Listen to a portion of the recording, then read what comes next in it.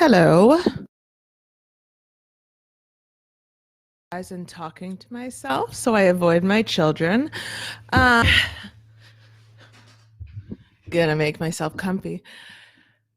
So I know tonight's live is late. I already know my friends that are already asleep, and I'm sorry, but these assholes clogged the toilet, and it's whatever. Anyways, how many of you have seen this fantastic? Most of you have probably seen this fantastic because I'm usually the last to see anything good. The Marvelous Miss Maisel. That's how I am. But my husband and I just finished watching the show that's called Living with Yourself with Paul Rudd and my new huge girl crush, Aisling Bea. Oh, she's beautiful, and I'll even overlook her British accent because she's that hot. Normally my ego prohibits me from putting on my glasses, but I'm doing it because I got notes. So, you that haven't seen it, the Netflix show, Living with Yourself, you totally should. I'm going to give you minor spoilers, but trust me, spoilers would be necessary in order to describe the show. Otherwise, it's like describe ends by saying there's 8 people. I actually don't remember how many people are in Friends. So Living with Yourself is a show where there is a spa and you come out the best version of yourself. You know why you're the best version of yourself? Because they kill you and clone you, and your clone takes your place.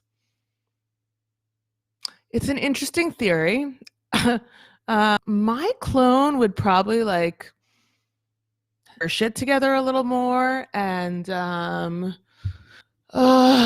able to balance or care about balancing a checkbook and cook, clean, and fold laundry. You can ask about that later.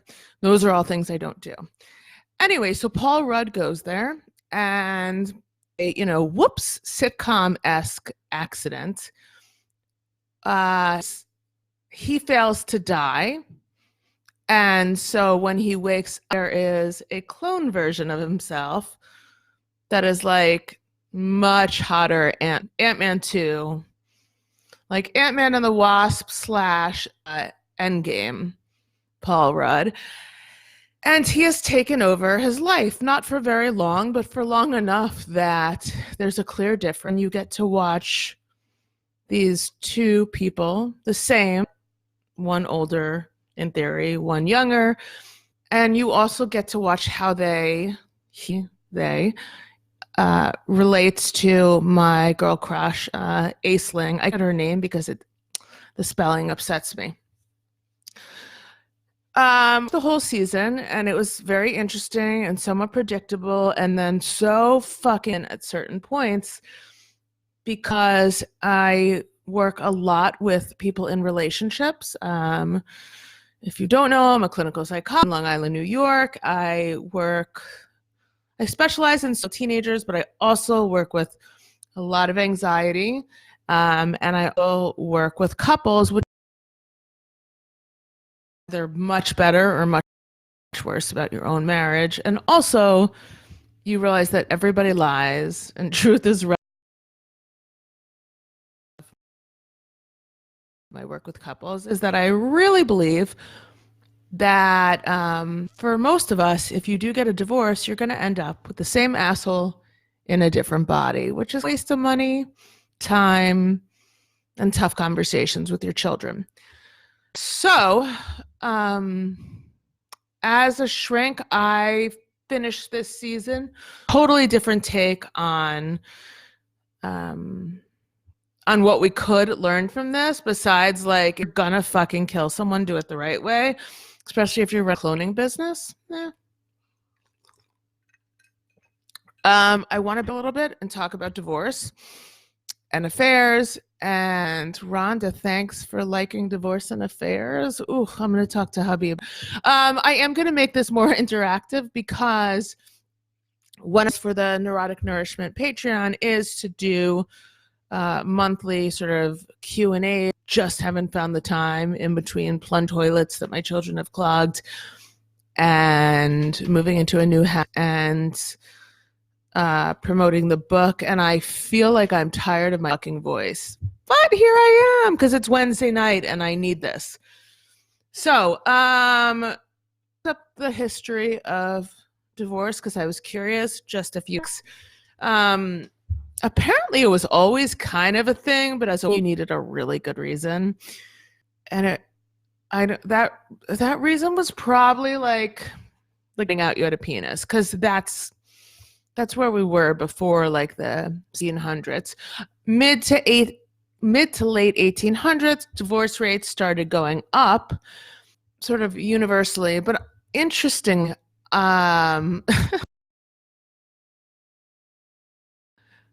I've also been watching Mrs. Maisel, so it kind of makes me think of that whole thing where I'm like, maybe people just all have affairs and ignore it. Who knows? Or I still, even as divorce rates were going up, Americans obtained divorces than all of Europe combined.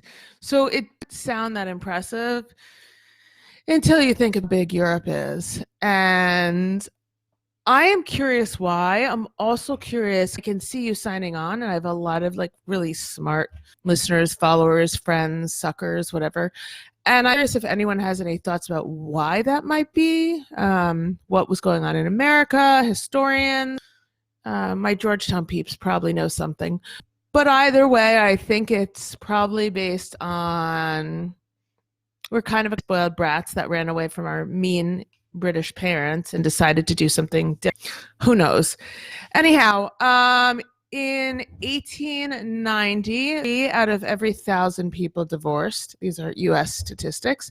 And 1920, it was 8 out of every 1,000. And I know we all know that 50% statistic, which I'm not sure how accurate that is. But today, the average couple divorces by 11 years, although there's a large percent that divorces within the first 2 years.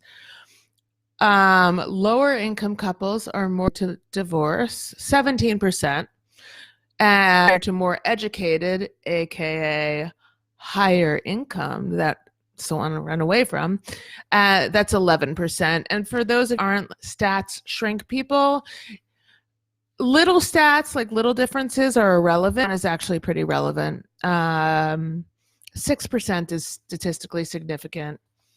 So you got us there. We're in it for the money. I used to know someone who said it's cheaper to keep her, and apparently it is. I kind of love this. Okay, most of you might remember this. I don't know where I was when this happened, but I think I was distracted by small, pulling at my teeth. But in 2015, the Manhattan Supreme Court ruled that a woman whose name I scribbled and can't read, able to serve her husband divorce papers via Facebook. And for those of you that know about social media now, 2015, that was when you should have complained that shit was fucked up. So that was interesting. Regarding gender differences, women file more than 2/3 of divorces, which is again interesting, but fine. Other variables that affect or increase divorce: the more religious you are, the less likely you are to get divorced. I'm not surprised. Let's see. Your divorce in your family of origin also increases likelihood. Fine. Ooh. And now we get down to the slut shaming time. Come on. We all love slang.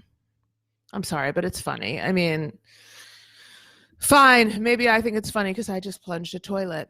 2011 study found that if a woman lost her virginity before 18, significantly increased the likelihood of her getting divorced within the first 10 years. I want you all to be smart statisticians or smart study readers or whatever it's called. Okay, how about this? Not scaredy cat news watchers. So I just want to point The information that's missing from the statistic is whether the woman who had lost her virginity before 18 had gotten pregnant at an early age and therefore gotten divorced. Because to me, listen, love, it's fantastic if your high school romance Romeo and Juliet ends in something other than death, but I think we're still conservative enough country that sometimes if you get pregnant at an early age, marriage is the only save you from your pretty fucking angry parents.